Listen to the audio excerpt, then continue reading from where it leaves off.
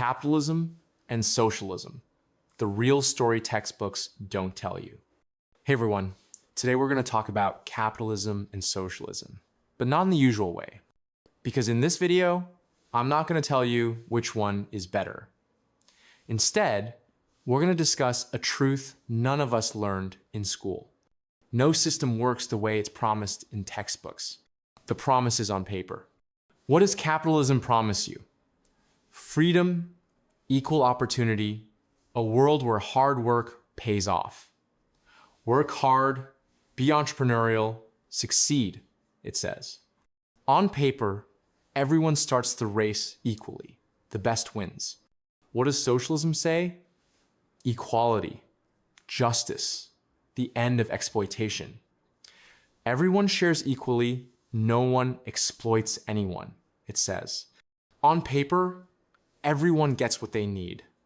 Everyone gives according to their ability. Sounds great, doesn't it? Both of them. But here's where the problem starts. Because these systems are implemented by people, and people are complicated. What happens in the real world? If you're born in a capitalist country, theoretically everyone should have equal chances.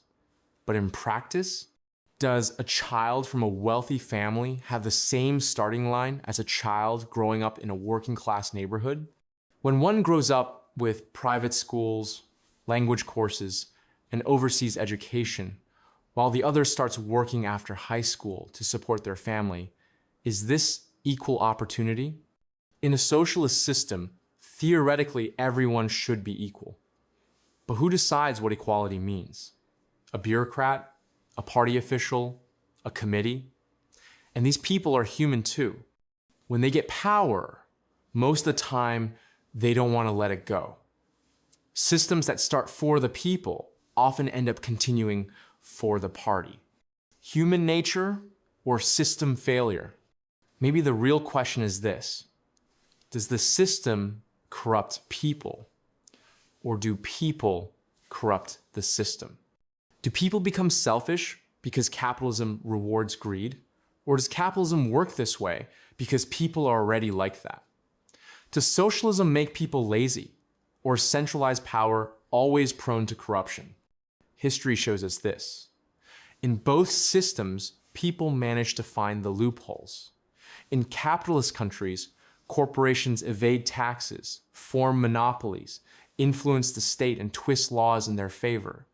In socialist countries, party members become privileged. Black markets develop. Corruption becomes widespread. Theoretical purity, practical chaos. Here's something interesting you'll notice. Pure capitalism exists almost nowhere. Even the most capitalist countries have systems like social security, public education, and health insurance. Why? Because a completely free market leaves some people behind, and this leads to social explosions. Similarly, pure socialism has collapsed or changed almost everywhere. Countries like China and Vietnam had to open their doors to market economics. Why? Because a completely centrally planned economy leads to inefficiency and poverty. So what do we see in the real world? Hybrid systems. Every country has created a mix according to its own history, culture, and needs. So which one won?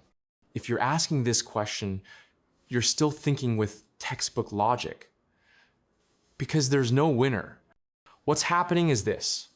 Billions of people are trying to live their lives within these systems every day. Some succeed, most remain middle class, some lose. Isn't the real issue this? Which system makes people happier, freer, more secure? And the answer to this question varies from country to country, from era to era. Look at the Scandinavian countries. Capitalist market economy plus strong welfare state. Result? High living standards, low inequality. But does this model work everywhere? No. Because these countries have small populations, homogeneous structures, and oil resources, or look at China, single party rule plus market economy. lifted hundreds of millions out of poverty. But freedom, criticism, opposition, those don't exist. The real lesson.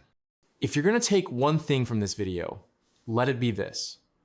Systems are not perfect, but that doesn't mean we can't improve them. Neither capitalism nor socialism solves all problems, because most problems don't come from systems, they come from people. But this shouldn't drive us to nihilism. On the contrary, it should make us more realistic. Could a good system be this? It encourages people's creativity and entrepreneurship, but doesn't leave anyone behind. It gives people freedom, but prevents exploitation. It offers opportunities, but doesn't let inequality go too far. Maybe the answer we should be looking for isn't capitalism or socialism, but what values are important to us and how can we protect these values? Because in the end, systems are for us humans. We're not for the systems.